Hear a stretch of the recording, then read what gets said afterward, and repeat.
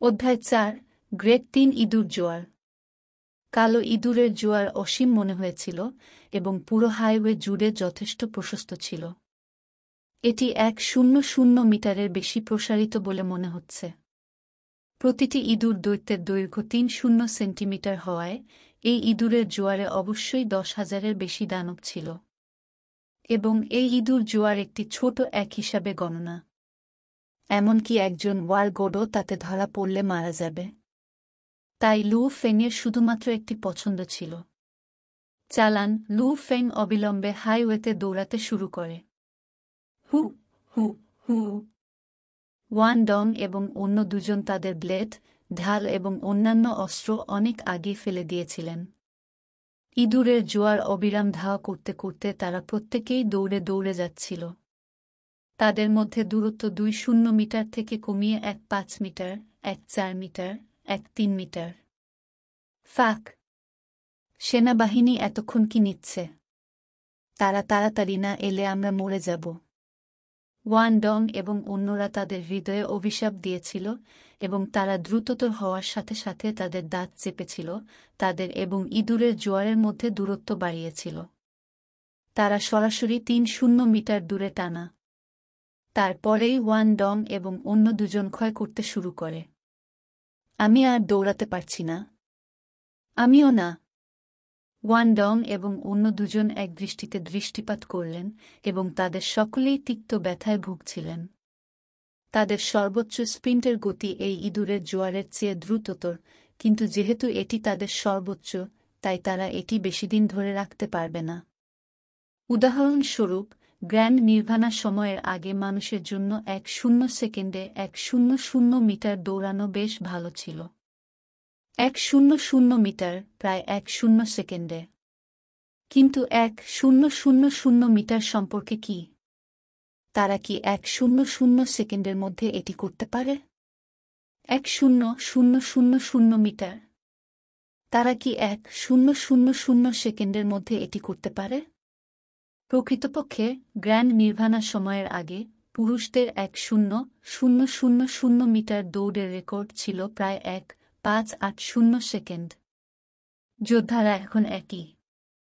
One Dong এবং অন্যরা তাদের সর্বোচ্চ স্প্রিন্ট গতিতে ৬-০ সেকেন্ড দৌড়াতে পারে, কিন্তু তারা এখন প্রায় আধা ঘন্টা ধরে দৌড়াচ্ছে। এই মুহূর্তে তারা সবেমাত্র ৪-০ গতি ধরে রাখতে পারে। ইঁদুরের জোয়ার যখন তাদের কাছে আসে তখনই তারা তাদের জীবন দিয়ে জোর করে দ্রুত দৌড়াতে বাধ্য করে। ওয়ান ডং এবং অন্যরা প্রায় ৩-০ মাইল দৌড়েছেন। কেউ কল্পনা করতে পারে তারা কতটা ক্লান্ত। তাড়াতাড়ি কর এবং সেনাবাহিনী। এটি পুনঃসাপ্লাইন ঘাঁটির বেশ কাছাকাছি। কিভাবে সেনাবাহিনী এখনও এখানে নেই? ওয়ান ডং এবং অন্য দুজন তাদের পায়ে অনুভূতি হারাতে শুরু করেছিল, তাদের পেশি কোনো দ্রুত চালানোর জন্য খুব ক্লান্ত ছিল। এবং লু ফেং তার ফলক এবং ঢাল বহন করার সময় ৬-০ সেকেন্ডের একটি আশ্চর্যজনক গতি বজায় রেখেছিল। ওয়ান ডং এবং অন্য দুজন তাদের বেশিরভাগ শক্তি ব্যবহার করেছেন, কিন্তু লু ফেং এখনও শীর্ষ অবস্থায় রয়েছে। লু ফেং ইতিমধ্যে ইঁদুরের জোয়ার থেকে বেশ দূরে ছিল, তাই তিনি দ্রুত তাদের হারিয়ে ফেলেছিলেন। এক নজরে লু ফেং আকাশে অনেক দূর থেকে একটা গভীর নীল ছায়া দেখতে পেলেন। প্রথমে তিনি ভেবেছিলেন এটি কোনো ধরনের উড়ন্ত দানব, কিন্তু গভীর নীল উড়ন্ত বস্তুটি কাছে আসার সাথে সাথে লু ফেং বুঝতে পেরেছিলেন যে এটি কি। এটা ছিল সমতল গোলাকার, শসার আকৃতির সামরিক বিমান। সামরিক বাহিনীর বেশিরভাগ বিমান এই আকৃতিতে তৈরি করা হয়, যেহেতু বাতাসে উড়ন্ত দানবদের বিরুদ্ধে আক্রমণ করা এবং রক্ষা করা সহজ। সেনাবাহিনী। এটা সেনাবাহিনীর বিমান। ক্লান্ত ত্রয়ী হঠাৎ একটি উত্তেজিত চিৎকার দিল এবং তাদের প্রত্যেকে ত্বরান্বিত হতে শুরু করল। লু ফেং, যিনি তখনও দৌড়াচ্ছিলেন, তিনিও গতি কমিয়ে দিলেন। তিনি মাথা তুলে সামরিক বিমানটিকে দানব দলের দিকে ছুটে যেতে দেখেন। যখন এটি মাটি থেকে প্রায় ১-০০ মিটার উপরে ছিল, তখন এটি দৈত্যের দলটির উপরে পুরোপুরি ঘোরাফেরা করতে শুরু করে। লু ফেংয়ের দৃষ্টিশক্তির সাথে তিনি বিমানের নিচ থেকে একটি বিশাল কামান বেরিয়ে আসতে দেখেছিলেন। রম্বল! একটি অন্তহীন শিখা নিষ্ঠুরভাবে কামানটি ছুটতে শুরু করে সরাসরি নিচের ইঁদুরের জোয়ারকে ঢেকে দেয়। শিখার তাপমাত্রা সম্ভবত কয়েক হাজার ডিগ্রি ছিল এবং বেশিরভাগ ইঁদুর দানবকে জীবন্ত পুড়িয়ে ফেলা হয়েছিল। হঠাৎ সাধারণত ঝরঝরে ইঁদুরের জোয়ার সম্পূর্ণভাবে ভেঙে পড়ে। ভয়ঙ্কর চিৎকার দিতে গিয়ে তারা সব দিকে দৌড়ে গেল। যাই হোক, শিখার খাঁচার নিচে বেশিরভাগ ইঁদুর দানব সরাসরি পুড়ে মারা হয়েছিল। ইঁদুর দানবদের একটি অংশ হাইওয়ের পাশে পরিত্যক্ত মাঠে দৌড়ে সরাসরি মাটিতে চাপা পড়ে এবং অদৃশ্য হয়ে যায়। তোমরা 4 যোদ্ধা, 1000 মাইল ব্যাসার্ধে গ্রেড 3 ইঁদুরের জোয়ার উঠেছে। অনুগ্রহ করে পুনরায় সরবরাহকারী বেশে ফিরে যান। ইঁদুরের জোয়ারের সতর্কতা প্রত্যাহার করার পরে মরুভূমিতে ফিরে আসতে খুব বেশি দেরি নেই। বিমান থেকে বাহিত একটি শব্দ। হঠাৎ এটি উড়ে যাওয়ার সাথে সাথে এটি বাতাসকে বিভক্ত করে অন্য যোদ্ধাদের বাঁচাতে চলে যায়। ওয়ান ডং এবং অন্য দুজন একটি গভীর, দীর্ঘ নিঃশ্বাস ছাড়লেন। আমরা আমাদের জীবন রক্ষা করেছি। আমরা সমাপ্ত হওয়ার খুব কাছাকাছি ছিলাম। এই 3 জন অত্যন্ত ক্লান্ত ছিল। লু ফেং ওয়ান ডং দূর থেকে চিৎকার করে বলতে পারল না, কিছু খাবেন? আমাদের কিছু খেতে দাও। পান করতে? লু ফেং এসে হেসে উঠল। তার সামনে থাকা ওয়ান ডং আগের মতো ঠান্ডা এবং বিষণ্ণ ছিল না। তিনি ক্লান্ত এবং আনন্দে ভরা। প্রায় 300 মাইল ধরে তার জীবনের জন্য দৌড়ানোর পরে তার শরীর একটি বিস্ময়কর পরিমাণ শক্তি ব্যবহার করেছিল। লু ফেং তার ব্যাকপ্যাকের পাশের পকেট থেকে একটি ব্যাগ বের করলেন এবং 3টি বল বের করলেন। এই 3টি উচ্চ শক্তির ক্যান্ডি, HM, এবং এখানে 1 বস্তা জল। লু ফেং তাদের হস্তান্তর করে এবং তাদের প্রত্যেকে উচ্চ শক্তির মিছরি গিলেছিল। বস্তার পানি বিভক্ত হয়ে দ্রুত শেষ হয়ে গেল। লু ফেং, ধন্যবাদ। ওয়ান ডং কৃতজ্ঞতার সাথে বললেন, আমাকে আপনার সাথে পরিচয় করিয়ে দিন।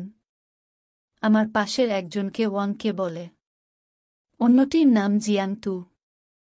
সুদর্শন ওয়াংকে হাসতে হাসতে বললেন, আমি অনেক আগে থেকেই ক্রেজির বিখ্যাত নাম শুনেছি। পাগল, আপনার একটি উচ্চ শক্তির ক্যান্ডি সবচেয়ে দামি খাবারের চেয়ে ভালো স্বাদযুক্ত।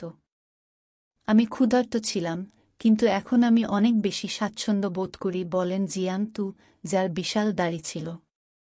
লু ফেং হাঁটলেন এবং ওয়ান ডং এবং অন্য দুজনের সাথে চ্যাট করলেন। কিভাবে আপনি বলছি ইঁদুর জোয়ার সম্মুখীন? সেই সামরিক বিমান বলেছিল 3 গ্রেডের ইঁদুরের জোয়ার। লু ফেং যে শহরে ছিল সেটি পুনঃ সরবরাহকারী ঘাঁটির খুব কাছাকাছি ছিল, তাই ব্যক্তিগতভাবে ইঁদুরের জোয়ার অনুভব করার সুযোগ তার ছিল না। অবশেষে আমি দেখেছি ইঁদুরের জোয়ার কতটা শক্তিশালী। ওয়ান ডং আর বলতে পারলেন না। আগে আমরা একটি দেশের শহরের একটি আবাসিক অ্যাপার্টমেন্টের ছাদে বিশ্রাম নিচ্ছিলাম, কিন্তু হঠাৎ প্রচুর পরিমাণে ইঁদুরের দানব দেখা দিল পুরো শহর জুড়ে। এটা সত্যিই অসীম ছিল। আমরা এতটাই ভয় পেয়েছিলাম যে আমরা সঙ্গে সঙ্গে স্টিলের তার ব্যবহার করে ছাদ থেকে ছাদে পালাতে লাগলাম। আমরা নিচে যাওয়ার সাহস পেলাম না।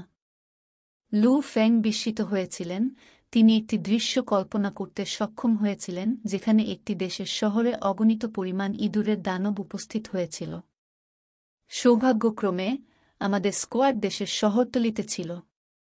আমরা আমাদের দাঁত চেপেছি, সবচেয়ে কম ইঁদুর দানবের সাথে একটি গলি বেছে নিয়েছি এবং আমাদের জীবনের জন্য দৌড়েছি। তবে পথে আমরা আরেকটি ইঁদুরের জোয়ারের সম্মুখীন হলাম। আমাদের কোনো পছন্দ ছিল না। আমাদের স্কোয়াড কেবল বিভক্ত হয়ে দৌড়াতে পারে, ইঁদুরের জোয়ারও বিভক্ত হয়ে যায়। আমরা ভাগ্যবান, আমরা হাইওয়েতে দৌড়ে গিয়েছিলাম এবং কেবল একটি ছোট ইঁদুরের জোয়ার আমাদের তাড়া করছিল। দৌড়ানোর সময় ওয়াংকে এবং আমি এই জিয়াং তু লোকটির সাথে দেখা করি। তিনি প্রায় একই অভিজ্ঞতার মধ্য দিয়ে গেছেন যা আমরা করেছি। ওয়ান ডং তিক্তভাবে হেসেছিলেন যখন তিনি বলেছিলেন, আমি ভাবছি অধিনায়ক এবং অন্যরা কেমন করছে। অনেক রাস্তা এবং গলিসহ একটি জায়গায় তারা বিভক্ত হয়ে দৌড়াতে পারে, যার ফলে ইঁদুরের জোয়ারও বিভক্ত হয়ে যায়। তবে হাইওয়েতে তারা এমন কাজ করার সাহস করেনি, কারণ এর পাশে শুধু পরিত্যক্ত মাঠ ছিল। এই ক্ষেত্রগুলিতে স্প্রিন্ট করা মানুষের পক্ষে কঠিন এবং মাঠের ভৌগোলিক পরিবেশ ইঁদুর দানবদের উপর সত্যিই খুব বেশি প্রভাব ফেলে না। তাই সবাই হাইওয়েতে দৌড়ায় এবং পরিত্যক্ত মাঠে প্রবেশ করতে ইচ্ছুক নয়। লু ফেং এবং অন্যরা ফাইটার রিসাপ্লাইং বেসে পৌঁছেছে। এ সময় ঘাঁটির গেটে প্রচুর যোদ্ধা জড়ো হয়। পাগল, আমি জানতাম তুমি মরবে না। পাগল, তুমি কি বুডু লিউ এবং অন্যদের 0-2-3-1 কান্ট্রি লেভেল সিটিতে দেখেছ? যখন তিনি পুনরায় সরবরাহকারী ঘাঁটিতে প্রবেশ করলেন, লু ফেংকে চিনতে পেরেছিলেন এমন বেশ কয়েকজন যোদ্ধা তাদের শুভেচ্ছা জানাতে এবং প্রশ্ন জিজ্ঞাসা করতে এসেছিলেন, যেহেতু ইঁদুরের জোয়ারের বিস্ফোরণ একটি অত্যন্ত বিপজ্জনক ঘটনা। সৌভাগ্যক্রমে এটি শুধুমাত্র একটি গ্রেড 3 ইঁদুর জোয়ার ছিল, তাই এটি খুব বিপজ্জনক ছিল না। যদি এটি কিংবদন্তি গ্রেড 1 ইঁদুরের জোয়ার হয়, তবে এমনকি পুরো জিয়াংনান সদর দফতর শহরটি বিপদে পড়বে। বুডো ওয়াং, আমার ক্যাপ্টেন, এবং অন্যরা কি এখনও ফিরে এসেছে? ওয়ান ডং এদিক ওদিক জিজ্ঞেস করতে লাগল। তাদের দেখিনি। আপনার অধিনায়ক এবং অন্যরা ফিরে আসেনি, এটি এখানে রেকর্ড করা হয়নি। পুনঃসাপ্লাইন বেস জন্য আজ একটি দুঃখজনক দিন ছিল। বেশ কয়েকজন যোদ্ধা প্রাণ হারায়। আজ যে 3টি ওয়ারগোড মরুভূমিতে প্রবেশ করেছে, তাদের মধ্যে একটি আসলে অসীম ইঁদুরের জোয়ার দ্বারা বেষ্টিত ছিল এবং এতে হারিয়ে গেছে। ইঁদুরের জোয়ার তাদের যা কিছু ছিল তা নিয়ে উন্মত্তভাবে আক্রমণ করেছিল এবং একজন ওয়ারগোডকে হত্যা করেছিল। হ্যাঁ, আজ একজন মানুষের ওয়ারগোড পড়ে গেছে। ইঁদুরের জোয়ারে শুধু সৈনিক স্তরের ইঁদুর দানবই নেই, কমান্ডার স্তরের অস্তিত্বও রয়েছে। এবং ইঁদুরের জোয়ারের নেতা অত্যন্ত বুদ্ধিমান, তারা একবার একটি লক্ষ্য নির্বাচন করলে তারা অন্য সবকিছু উপেক্ষা করবে। বলা হয়েছিল যে যখন মানব ওয়ারগোড লড়াই করছিল, তখন প্রায় 10টি আকাশচুম্বী ভবন ধ্বংস হয়ে গিয়েছিল, যার ফলে লক্ষ লক্ষ ইঁদুর দানব মারা গিয়েছিল। দুঃখজনকভাবে কোটি কোটি ইঁদুরের দানব ইঁদুরের জোয়ারের কাছে কিছুই মানে না, যার কারণে এই ওয়ারগোড মারা গেল। রম্বল, কালো মেঘ গড়িয়েছে এবং তীব্র বাতাস পুরো জমিকে ঢেকে দিয়েছে। মাঝে মাঝে বজ্রপাতের আওয়াজ শোনা যেত এবং একটি বজ্রের বিস্ফোরণের সাথে সাথে প্রবল বৃষ্টি শুরু হয়। রিসাপ্লাইন বেসের একটি ভিলার ছাদে লু ফেং ব্যালকনিতে বসেছিলেন। ক্যাপ্টেন, আমি ভালো আছি, আমি খুব ভাগ্যবান ছিলাম। ইঁদুরের জোয়ারে ঘেরা হয়নি। ভাই চেন, হ্যাঁ, আমি ভালো আছি। ভাই টাই, হা হা হা, আপনি আমার গলা শুনতে পাচ্ছেন? অবশ্যই ভালো আছি। লু ফেং বেশ কয়েকটি ফোন কল পেয়েছিলেন, যেহেতু গ্রেড 3 ইঁদুরের জোয়ারের ঘটনাটি প্রজন্মে একবারই দেখা যায়। সেই কারণে জিয়াংনান শহরের বেশিরভাগ যোদ্ধা জানত কি হয়েছিল। প্রতিবার ইঁদুরের জোয়ারের ঘটনা ঘটে বা আরও ভয়ঙ্কর পিঁপড়া জোয়ার হয়, অনেক মানব যোদ্ধা মারা যায়। এই ক্ষেত্রে একটি মানুষের ওয়ারগোড পড়েছে। পুরো জিয়াংনান শহরের একটি বড় ক্ষতি। মাত্র 3 গ্রেডের ইঁদুরের জোয়ারে এত লোক মারা গেছে। তাহলে কিংবদন্তি গ্রেড 1 ইঁদুরের জোয়ারের কি হবে? বা মানুষ এবং দানবের মধ্যে কিংবদন্তি যুদ্ধ?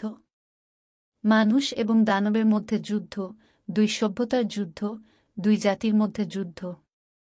একবার যুদ্ধ শুরু হলে অগণিত ধরনের দানব উপস্থিত হয়। স্থল দানব, সমস্ত ধরনের উড়ন্ত ধরনের দানব যেগুলি গুণমানের পরিমাণ ব্যবহার করে, অপরিমেয় শক্তিযুক্ত দানব, বর্জিন দানব, বিষাক্ত দানব, উড়ন্ত আক্রমণ এবং শব্দ তরঙ্গ আক্রমণ সহ দানব। মাটি ও আকাশ অগণিত দানব দ্বারা আবৃত। মাটিতে গর্ত করা দানব এবং হ্রদে দানবও রয়েছে।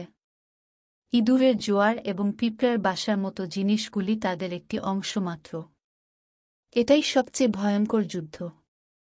দানবরা আমাদের মানুষের শত্রু। এই মুহূর্তে দানবদের সমুদ্রের উপর সম্পূর্ণ নিয়ন্ত্রণ রয়েছে। মাটিতে মানুষের সুবিধা আছে, তবে আকাশে দানবদের সুবিধা। মানুষ বাধ্য হয় সদর দফতরের শহরে এবং সেখান থেকে আক্রমণ পাল্টা করতে। লু ফেং অতীতে এটি কখনো উপলব্ধি করেননি। তিনি সর্বদা অনুভব করতেন যে দানবরা কেবল যোদ্ধাদের দ্বারা হত্যা করা হচ্ছে, কিন্তু আজ তিনি অবশেষে বুঝতে পেরেছিলেন দানবরা পৃথিবীর মুখ থেকে মানবতা নিশ্চিহ্ন করতে সম্পূর্ণরূপে সক্ষম। মানবতা যদি বিলুপ্ত হয়ে যায়, তাহলে পরিবার নিয়ে কথা বলে লাভ কি? সংস্কৃতি, নীতিনৈতিকতা নিয়ে কথা বলে কি লাভ? আমার শক্তি যথেষ্ট নয়, এমনকি পর্যাপ্ত কাছাকাছিও নয়। লু ফেং অসীম আকাশ এবং পৃথিবীর দিকে তাকিয়ে রইল। বুন! কে? বজ্র গর্জে উঠল এবং আকাশ থেকে বিদ্যুতের ঝলকানি নেমে এল। বজ্রপাত! লু ফেং দূরের আকাশে বজ্রপাতের দিকে তাকাল এবং হঠাৎ তার হৃদয়ে কিছু একটা আঁকড়ে ধরল। অধ্যায় ৫, আকার নেওয়া। বুন! ক্র্যাকল! বজ্রপাতের পর বিদ্যুতের বোল্টের পর আকাশ থেকে নেমে আসে বিধ্বস্ত। কখনো কখনো দুটি আলোর ঝলক আকাশের সাপের মতো একে অপরের চারপাশে আবৃত করে একটি বজ্রপাত তৈরি করে। এমনকি একটি দল নেতা সর্বশক্তিমান বজ্রপাতের দ্বারা আঘাত পেতে চাইবে না। আশ্চর্যজনক ভোল্টেজ সম্ভবত তাৎক্ষণিকভাবে তাদের ধুলায় পরিণত করবে। উগ্র, তীক্ষ্ণ, সবকিছু ধ্বংস করে। লু ফেং ছাদের বারান্দায় বসে বিটবিট করে চুপচাপ দেখছিলেন। লু ফেংয়ের কৌশলগত প্রশিক্ষণের মাধ্যমে এই গত দিনগুলিতে তার কৌশল অবশেষে রু ওয়েই ক্লাসে সবেমাত্র পদক্ষেপ নেয়। তার ব্লেড কৌশল হিসাবে লু ফেং শুধুমাত্র তার তরবারির শক্তি নিয়ন্ত্রণ করতে সক্ষম। ১,০০,০০০টিরও বেশি দানবকে হত্যা করার পরে এবং 9 স্টেজ থান্ডার ব্লেড যে পরিমাণ নিয়ন্ত্রণ প্রয়োজন তা যোগ করার পরে তার ব্লেডের উপর লু ফেং এর বর্তমান নিয়ন্ত্রণ ইতিমধ্যেই ওয়েই টাই এবং ওয়েই কিং এর থেকে অনেক উপরে। যা হোক, লু ফেং 9 স্টেজ থান্ডার ব্লেড এর দ্বিতীয় পর্যায়টি সম্পূর্ণ করতে সক্ষম হননি। তিনি সবসময় দ্বিতীয় পর্যায় সম্পন্ন করতে চেয়েছিলেন। জেনে রাখুন, এই নির্দেশিকা ম্যানুয়াল অত্যন্ত শক্তিশালী। প্রথম পর্যায়ে আপনাকে আপনার আসল শক্তির 1-4-0 দেয়, কিন্তু 2 পর্যায়ে আপনাকে 2-1-0 দেয়। এটি আপনাকে 1ম পর্যায়ে পাওয়ার থেকে সম্পূর্ণ 5-0 বৃদ্ধি দেয়। অন্য কথায়, একজন উন্নত স্তরের যোদ্ধা একজন শিক্ষানবিশ স্তরের যোদ্ধার শক্তি চালাতে পারে। এবং 9 স্টেজ থান্ডার ব্লেড এর 9ম পর্যায় হল 7-0-0, যা আসলটির 7। একজন উন্নত যোদ্ধা একজন শিক্ষানবিশ স্তরের যোদ্ধার শক্তি চালাতে পারে। এটি 9 স্টেজ থান্ডার ব্লেড এর শক্তি। যাই হোক, সমগ্র পৃথিবীতে একমাত্র ব্যক্তি যিনি সমস্ত 9টি স্তর আয়ত্ত করেছেন তিনি হলেন স্রষ্টা, থান্ডার গড। হ্যাঁ, এভাবেই। লু ফেং, যিনি সর্বদা তার ব্লেড কৌশল অনুশীলন করছিলেন, তার সামনে বজ্রপাত দেখেছিলেন। দেখতে দেখতে সে মনে মনে কিছু একটা আঁকড়ে ধরল। কিছুক্ষণ পর তিনি অবিলম্বে তার ভূতের ফলক পেতে 2 তলায় নেমে যান। এরপর হাতে ভূতের ব্লেড নিয়ে প্রচণ্ড বৃষ্টির মধ্যে ছাদে অনুশীলন শুরু করেন। দূরের বিদ্যুতের চমক নিচে পড়তে লাগল। নির্দেশনা ম্যানুয়াল থেকে ব্যাখ্যা অনুসারে প্রতিটি ব্লেড মাস্টারের নিজস্ব ধারণা রয়েছে। স্ক্রোল অনুসারে আপনাকে 9 স্টেজ থান্ডার ব্লেড এ অগ্রসর হতে আপনার ব্লেড কৌশলের সীমা বাড়াতে হবে। এই বাজ প্রবল বৃষ্টির মধ্যে লু ফেং তার ব্লেড দুলতে থাকে। সিউ আগের মতো নয়। লু ফেং প্রশিক্ষণের সময় তার হৃদয়ের অনুভূতি বোঝার চেষ্টা করছিলেন। বজ্রপাত দেখে তিনি যে অনুভূতি অনুভব করেছিলেন, দ্রুত, বিস্ফোরক এবং অত্যন্ত সংক্ষিপ্ত অনুভূতি। লু ফেং এর ব্লেড চারপাশে ছিটকে পড়ার সাথে সাথে একটি আলো আঁকল। ফেটে যাও, ফেটে যাও, ফেটে যাও। লু ফেং তার শরীর থেকে অন্য শক্তি বের করার জন্য তার হৃদয়ের অনুভূতি অনুসরণ করার চেষ্টা করেছিলেন। এটা এমন হওয়া উচিত, কিন্তু কিভাবে আমি কেবল প্রথম পর্যায়টি প্রকাশ করতে পারি এবং দ্বিতীয়টি নয়? বৃষ্টি পড়ছিল, কিন্তু লু ফেং সম্পূর্ণরূপে তার নিজের ব্লেডের জগতে ডুবেছিল। বৃষ্টি নিয়ে তার চিন্তা করার সময় ছিল না। এবং আজ রাতে লু ফেং আশ্চর্যজনকভাবে কোনো জেনেটিক এনার্জি প্রশিক্ষণ গ্রহণ করেননি। তিনি শুধু 9 স্টেজ থান্ডার ব্লেড মুক্ত করতে থাকেন। যাই হোক, বারবার এটি করার ফলে লু ফেংয়ের শরীর খুব ক্লান্ত হয়ে পড়ে। কিন্তু লু ফেং থামতে চাননি। তাই যতবারই সে তার ব্লেড দোলাল, সে আবার দোলানোর আগে একটু থেমে গেল। দ্বিতীয় দিনের ভোর। বৃষ্টি অনেক আগেই থেমে গেছে এবং পূর্ব আকাশ থেকে ক্ষীণ আভা দেখা দিতে শুরু করেছে। ভোরের দিকে শীতের ঠান্ডা ইতিমধ্যেই বেশ স্পষ্ট ছিল, কিন্তু লু ফেং, যিনি সম্পূর্ণ ভিজে গিয়েছিলেন, বারান্দায় বসে তার ব্লেডকে জড়িয়ে ধরে ভ্রুকুটি করে বললেন, আমি কি হারিয়েছি? লু ফেং নিজেই ভেবেছিলেন যে তিনি দ্বিতীয় পর্যায়টি প্রকাশ করতে সক্ষম হবেন। এমনকি তার শরীরের অভ্যন্তরীণ অংশগুলি ইতিমধ্যে একটি দ্বিতীয় শক্তি উন্মোচন করতে শুরু করেছিল, কিন্তু যতবারই এটি বের হতে চলেছে বলে মনে হয়েছিল, ততবারই এটি শেষ পর্যন্ত কম পড়েছিল। শুধু একটু অনুপস্থিত। ড্রিপ। বৃষ্টির ফোঁটা ঠিক ছাদের বারান্দায় একটা জলাশয়ে পড়ল। জলের শান্ত পৃষ্ঠটি ঢেউ খেলানো এবং আস্তে আস্তে সমস্ত দিকে ছড়িয়ে পড়ে। লু ফেং মনে মনে কিছু অনুভব করলেন। তার মনে একটা বুদ্ধি দেখা দিল। ধ্বংসাত্মক বজ্রপাতের সাথে তিনি যে দৃশ্যটি প্রত্যক্ষ করেছিলেন, তা ছিল অত্যন্ত তীক্ষ্ণ। যাই হোক, এক ফোঁটা বৃষ্টির কারণে সৃষ্ট লহর ছিল অত্যন্ত মৃদু। শুধু বেশি দিন নয়, আপনার শরীরের ফিটনেস লেভেল এত বেশি যেতে পারে। নবম পর্যায়টি আপনাকে আপনার নিজের থেকে 7 গুণ বেশি বিস্ফোরক শক্তি দেওয়ার জন্য রয়েছে। যাই হোক, আপনি যদি সেই সীমার দিকে ঠেলে দিতে থাকেন তবে আপনার শরীর কিভাবে তা সহ্য করবে? লু ফ্যাং আগ্রহে উঠে দাঁড়াল এবং তার ভূতের ব্লেড হাতে নিয়ে সরাসরি তার সামনের এলাকা জুড়ে আঘাত করল। ব্লেড তার প্রথম নড়াচড়ায় তুলনামূলকভাবে দ্রুত চলে। যাই হোক, সঙ্গে সঙ্গে আরেকটি শক্তি যোগ করুন এবং অন্য পরপর দুটি যোগ করুন। ব্লেড ছিটকে বাতাস জুড়ে রম্বল একটা আওয়াজ বেজে উঠল। লু ফেংয়ের ডান হাত তাৎক্ষণিকভাবে, মূলত কিছুক্ষণের জন্য উত্থিত হয়েছে, স্পষ্টতই তার বাম হাতের চেয়ে বড় হয়ে উঠেছে। ঠিক তেমনই লু ফেং তার ব্লেড প্রত্যাহার করে নিল এবং তার মুখে একটি আনন্দময় হাসি। জলের মসৃণ, মৃদু পৃষ্ঠের মতো তার শরীরের পেশিগুলির গভীরতম অংশগুলি স্বাভাবিকভাবেই দুটি শক্তিকে সংযুক্ত করেছিল, এবং এই দুটি শক্তি তাৎক্ষণিকভাবে ভূতের ব্লেডের গতিকে একটি আশ্চর্যজনক উচ্চতায় বাড়িয়ে দেয়, বিদ্যুতের মতো। 9 স্টেজ থান্ডার ব্লেডের দ্বিতীয় পর্যায় অবশেষে সম্পন্ন হয়েছে। শুধু তার ব্লেড কৌশল দিয়ে লু ফেং একজন নিম্ন স্তরের যুদ্ধবাজের শক্তিতে পৌঁছাতে সক্ষম। তার সাথে তার রুয়েই ক্লাস কৌশল যোগ করা, এমনকি একজন নিয়মিত নিম্ন স্তরের যুদ্ধবাজ তার জন্য মিল হবে না। চরম আনন্দে লু ফেং দৌড়ে সিডি বেয়ে নামলেন এবং ফোনের মাধ্যমে নাস্তার অর্ডার দিলেন। তিনি খুশিতে এবং প্রফুল্লভাবে তার সকালের নাস্তা শেষ করেন এবং জেনেটিক শক্তি প্রশিক্ষণের জন্য প্রস্তুত হন। ঠিক না, আমার ব্লেডটি শক্তিশালী হয়ে উঠেছে, কিন্তু এটিতে কেবল পাশবিক শক্তি রয়েছে। লু ফেং তার মাথা নাড়লেন এবং অবিলম্বে তার ভূতের ব্লেডটি আবার তুলে নিলেন। আমি যখন দুটি শক্তি প্রয়োগ করি ঠিক তখন আমি নিয়ন্ত্রণ করতে পুরোপুরি সক্ষম। এইভাবে আমি আমার ব্লেডকে কম অনুমানযোগ্য করতে পারি। লু ফেং ট্রেনিং হলে তার ব্লেড দোলাতে শুরু করেন। যেহেতু সে তার শক্তি আরও 2 বার প্রয়োগ করে, লু ফেং এর ব্লেড আরও 2 বার পরিবর্তন করে।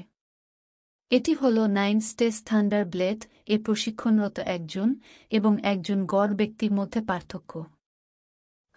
ব্লেডটি অদ্ভুত এবং অনিয়মিত ছিল। দোল আবার লু ফেংয়ের মনে আকাশ থেকে বাজ পড়ার ছবি ভেসে উঠতে থাকে এবং জলের ফোঁটার ছবিগুলি যে তরঙ্গের সৃষ্টি করে, এই অনুভূতিটি সে তার ব্লেড ঝাঁকানোর সময় খুঁজছিল।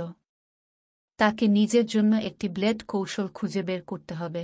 9 স্টেজ থান্ডার ব্লেড তাকে তার শক্তি বাড়ানোর একটি কৌশল দেয়।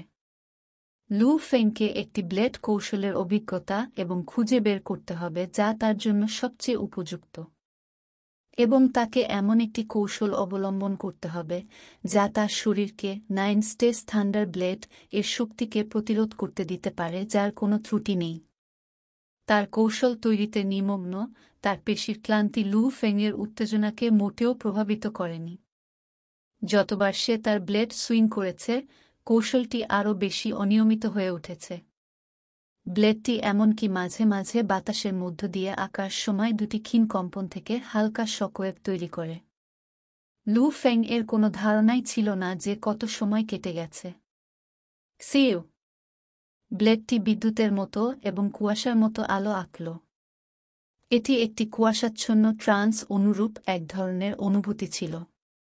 কিন্তু ঠিক সেই মুহূর্তেই বিদ্যুতের মতো ব্লেডটি অদৃশ্য হয়ে গেল। এটা যে লু ফেং অবশেষে তার মুখে হাসি ফুটল। তিনি যখন আকস্মিকভাবে তার ব্লেড দোলালেন, তখন তার শরীরের পেশি শিথিল হয়ে গেল।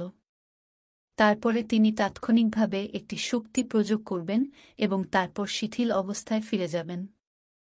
বারবার এভাবে রাজ্যের পরিবর্তন লু ফেংকে যুদ্ধে দীর্ঘ সময়ের জন্য লড়াই করার অনুমতি দেবে। নির্দেশনা ম্যানুয়াল অনুসারে আমি অবশেষে মৌলিক অংশটি অতিক্রম করেছি এবং গর্ভধারণের অংশে শুরু করেছি। যদিও আমি সবেমাত্র সীমানায় স্পর্শ করেছি, লু ফেং অত্যন্ত খুশি ছিলেন। আমি আমার কৌশল কি কল করা উচিত? যেহেতু আমি বজ্রপাত দেখার থেকে এই কৌশলটির জন্য আমার অনুপ্রেরণা পেয়েছি, আমি এটিকে কল করব বজ্রপাত। লু ফেং অবশেষে তার নিজস্ব কৌশল ছিল। যদিও আমার ব্লেড কৌশল থান্ডারবোল্ট এইমাত্র তৈরি করা হয়েছিল, আমি ভবিষ্যতে এটিকে উন্নত করতে থাকব। লু ফেং নীরবে বলেছিল। সে মাথা নিচু করে তার কৌশলী যোগাযোগ ঘড়ির দিকে তাকাল। ইতিমধ্যে দুপুর 2টা বেজে গেছে। গত রাত থেকে এখন পর্যন্ত তিনি প্রায় 2 ঘণ্টা তার ব্লেড কৌশল অনুশীলন করেছেন। মাত্র কয়েক দিনের মধ্যে ফায়ার হ্যামার স্কোয়াড একত্রিত হবে। আমার কৌশল এবং আমার ব্লেড কৌশল উন্নত হয়েছে, তাই আমি ফিরে যাব এবং কয়েকদিন বিশ্রাম নেব। লু ফেং একটি আনন্দের মেজাজে ছিল। দুপুরের খাবার খাওয়ার পর তিনি তার জিনিসপত্র সংগ্রহ করলেন এবং পুনরায় সরবরাহকারী ঘাঁটি থেকে জিয়াংনান শহরের উদ্দেশ্যে একটি ট্রেনে উঠলেন। প্রায় 5 দিনের প্রশিক্ষণ এবং 10,000 দানবকে হত্যা করার ফলে লু ফেংয়ের কৌশল এবং ব্লেড কৌশল নতুন উচ্চতায় পৌঁছাতে সক্ষম হয়েছে। এবং তার তৈরি ব্লেড কৌশল থান্ডারবোল্ট অবশেষে আজ রূপ নিয়েছে। যদিও এটি সহজ এবং সরল ছিল, তিনি যখন মাত্র 8 বছর বয়সে এটি তৈরি করেছিলেন। ব্লেড কৌশল থান্ডারবোল্ট কোনো পর্যায়ে পৌঁছতে সক্ষম তা কেউ বলতে পারেনি। অধ্যায় 6 দক্ষতা পরীক্ষা। ইয়াংজো শহরের মিনিউ সেক্টর, লু ফেংয়ের বাড়ি। লবিতে লু ফেং বর্তমানে তার বাবা-মা এবং ভাইয়ের সাথে আনন্দের সাথে রাতের খাবার খাচ্ছিল। লু ফেং প্রথমবার গিয়েছিলেন মাত্র 7 বা 8 দিন মরুভূমিতে। তবে এবার তিনি প্রায় 2 মাস চলে গেলেন। যদিও তারা ফোনের মাধ্যমে যোগাযোগ রাখে, লু ফেংয়ের সাথে দেখা করার আনন্দ ফোনের মাধ্যমে কথা বলার চেয়েও বেশি। রাতের খাবারের পর লু হুয়ার ঘরে। লু হুয়া, তুমি কি লিখছ? লু ফেং তার ভাইয়ের ল্যাপটপে অনেক শব্দ সহ একটি শব্দ নথি দেখে জিজ্ঞাসা করে হেসেছিল।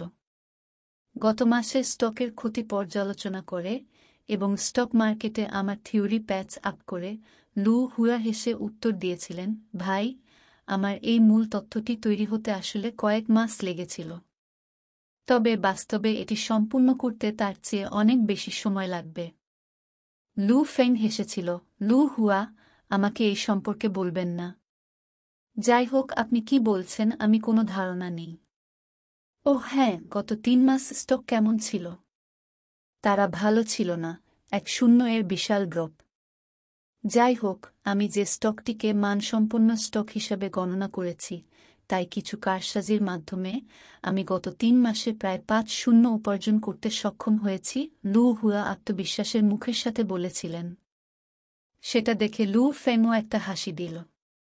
প্রকৃতপক্ষে লু ফেং ইন্টারনেটে স্টক সম্পর্কেও কিছুটা গবেষণা করেছেন। এখন পর্যন্ত শেয়ার বাজার সম্পূর্ণ বিশ্বায়িত। তবে প্রতিটি অঞ্চলের পরিস্থিতি ভিন্ন। স্টক মার্কেট সম্পূর্ণভাবে ভেঙে পড়তে পারে এবং কিছু অঞ্চল মুদ্রাস্ফীতির মধ্য দিয়ে যেতে পারে। কিছু জায়গা দানব দ্বারা আক্রমণ করা হতে পারে এবং আশ্চর্যজনক ডিফ্লেশনের মধ্য দিয়ে যেতে পারে। এই র্যান্ডম পরিস্থিতিতে স্টক ট্রেড করা অত্যন্ত কঠিন। ওহ, অন্য কথায়, আপনি 1 মিলিয়ন উপার্জন করেছেন, বিস্মিত সুরে বলল লু ফেং। যেহেতু লু ফেং 3 মাস আগে শিকারি থেকে অনেক উপার্জন করেছিলেন, তাই তিনি তার ভাইকে 2 মিলিয়ন ধার দিয়েছেন। যদিও তার ভাইয়ের প্রতি তার বিশ্বাস ছিল, তবুও তাকে খুব বেশি টাকা ধার দেওয়া খুব ঝুঁকিপূর্ণ হবে। বেশ ভালো। লু ফেং তার ফোন বের করে দ্রুত ইন্টারনেট ব্যাংকে প্রবেশ করে এবং একটি লেনদেন করে। বিপ! লু হুয়া ফোন বের করে চমকে উঠল। তিনি একটি বার্তা পেয়েছেন যে তার ব্যালেন্স পরিবর্তিত হয়েছে।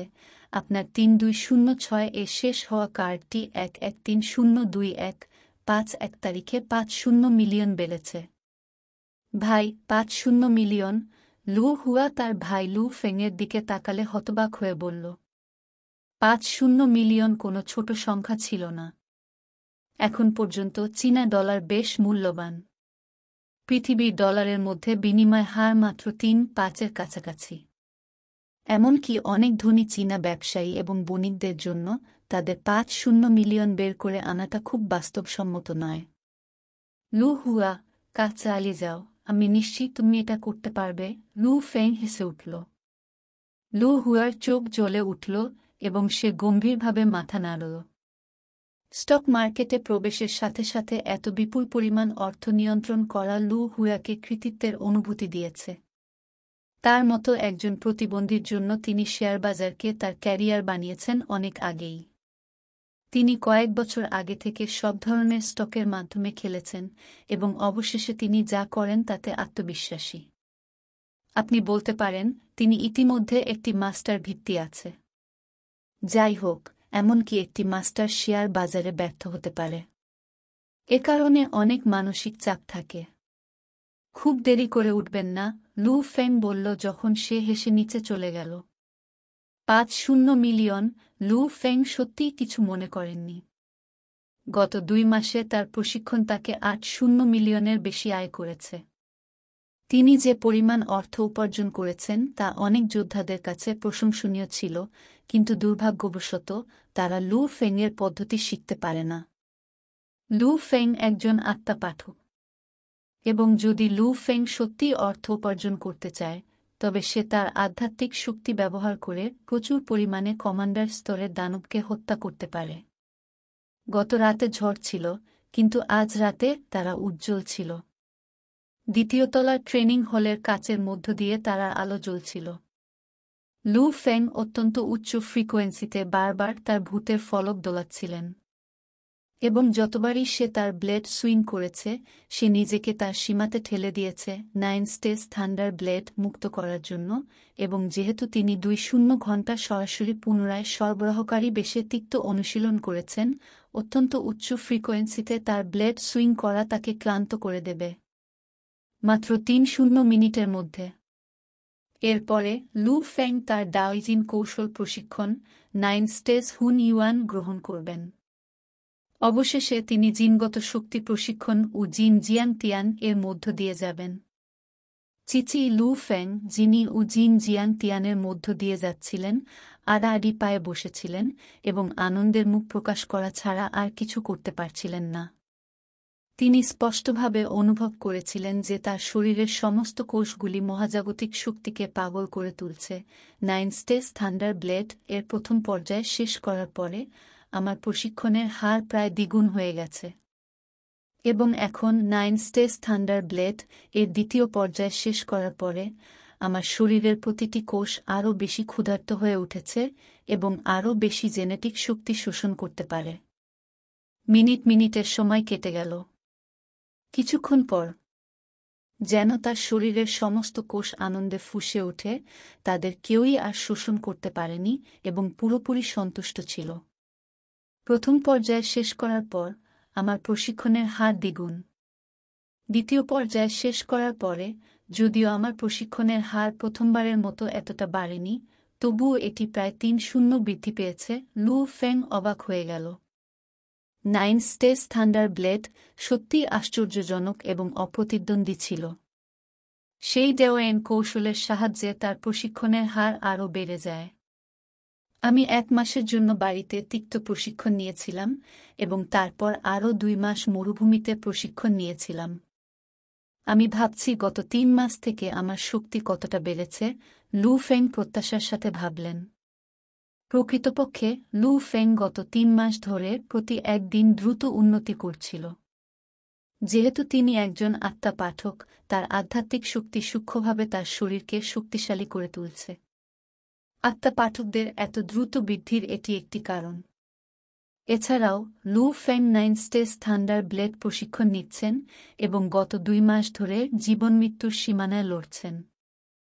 এই 3টি কারণের সমন্বয়ে লু ফেংয়ের বৃদ্ধির হার একটি উপরেগর যোদ্ধার তুলনায় প্রায় 5 থেকে 6 গুণ দ্রুত হয়েছে।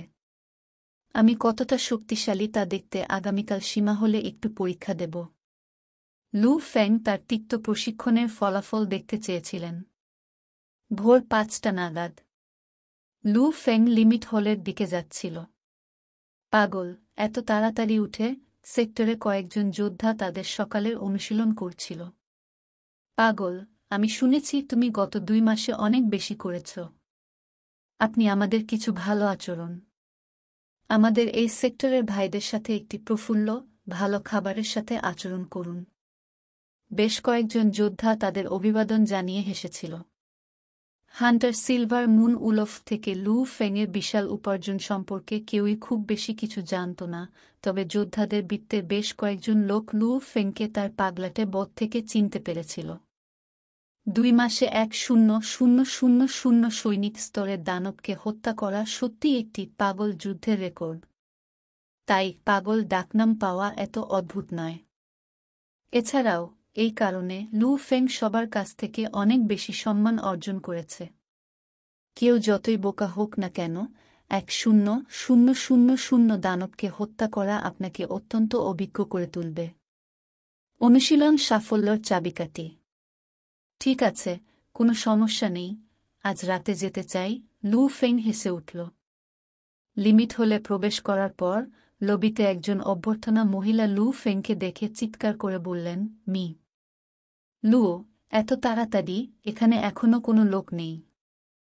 তুমি কি কিছু পান করতে চাও? আমি এর ব্যবস্থা করে দেব। এখন না, তবে কিছু চা এবং মিষ্টি তৈরি করুন। আমি যখন নেমে আসব তখন আমি এটি খাব। লু ফেং হেসে উঠল এবং তারপরে সে সরাসরি সিঁড়ি দিয়ে উঠে গেল। সীমা হলের 6ষ্ঠ তলায়। লু ফেং অত্যন্ত কৃতজ্ঞ ছিলেন কারণ তিনি 6 তলায় বিশাল প্রশিক্ষণ হলটির দিকে তাকিয়েছিলেন। এখানেই তিনি সম্ভাব্য ফাইটার পরীক্ষা দিয়েছিলেন। কে জানত চোখের পলকে আগের সেই সম্ভাব্য যোদ্ধা এখন সত্যিকারের অভিজাত যোদ্ধা। লু ফেং মুষ্টি শক্তি মেশিন এবং গতি পরীক্ষা মেশিন চালু। স্পিড টেস্টার চালু করার পর লু ফেং ট্র্যাকে দাঁড়িয়েছিলেন। চলো আমার ক্ষমতা দেখি। লু ফেং, যিনি শিথিল ছিলেন, তৎক্ষণাৎ এই চিউর শব্দের সাথে একটি তীরের মতো গুলি ছুড়ে যা তার ধনুক ছেড়ে যায় এক পলকের মধ্যে, তিনি ট্র্যাক দিয়ে ছুটে যান এবং ধীরে ধীরে শুরু করেন। লু ফেং স্পিড টেস্টারের দিকে তাকাল এবং ডিসপ্লে দেখাল 7-8-6 সেকেন্ড। খারাপ নয়। লু ফেংয়ের চোখ জ্বলে উঠল।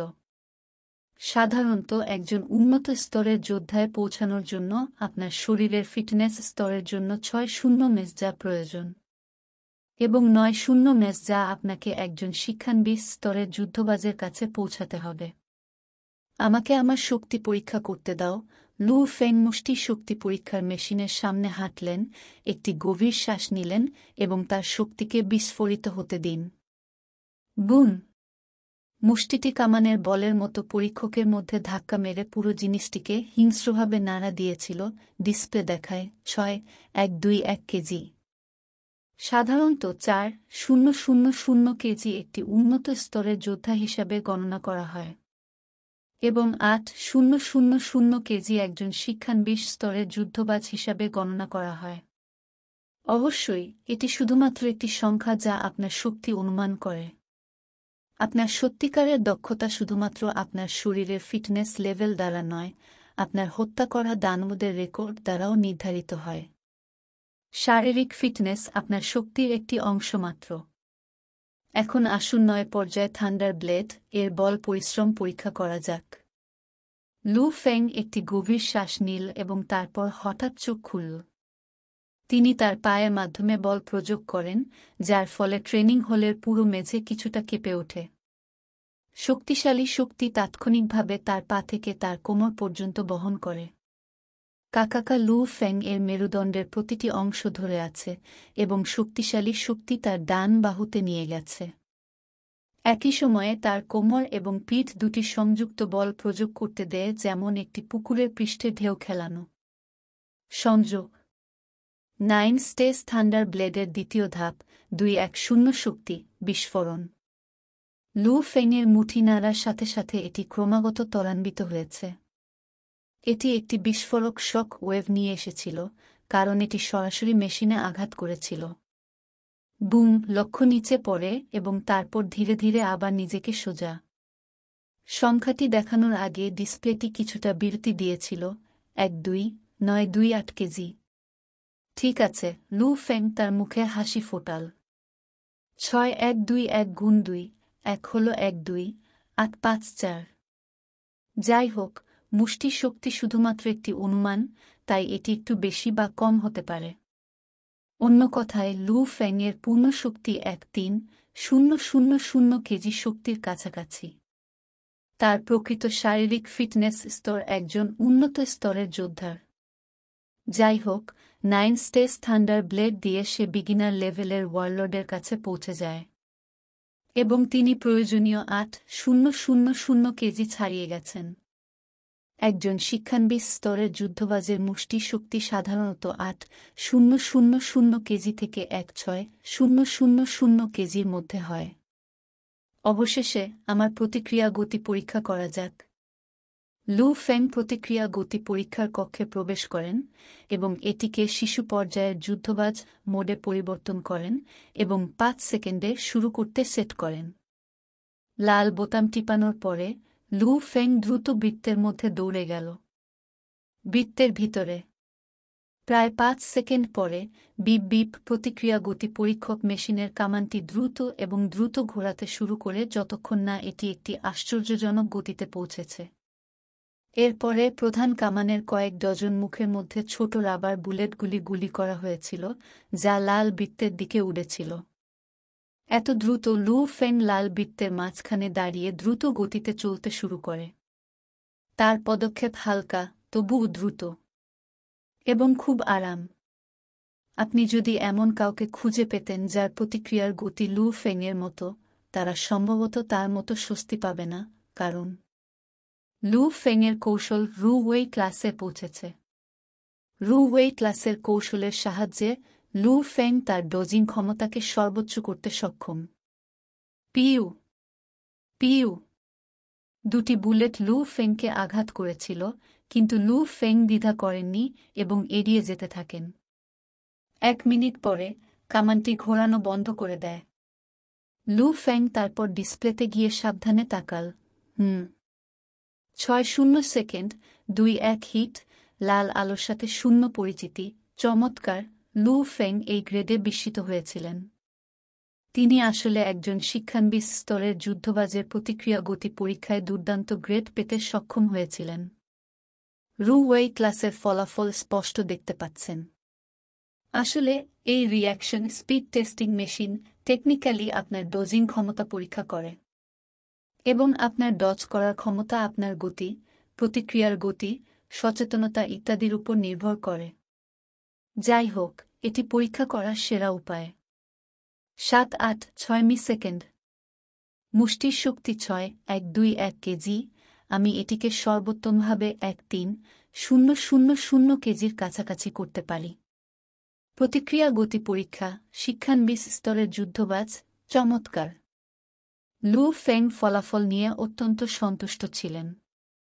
তিনি স্পষ্ট ছিলেন যে তার শরীরের ফিটনেস স্তর তাকে একটি উন্নত স্তরের যোদ্ধা করে তুলতে হবে, কিন্তু 9 স্টেজ থান্ডার ব্লেড এবং রু ওয়ে ক্লাসের সাহায্যে তিনি তার আক্রমণের শক্তি এবং প্রতিক্রিয়ার গতি একজন শিক্ষানবিশ স্তরের যুদ্ধবাজের কাছে পৌঁছে দিতে সক্ষম হয়েছেন।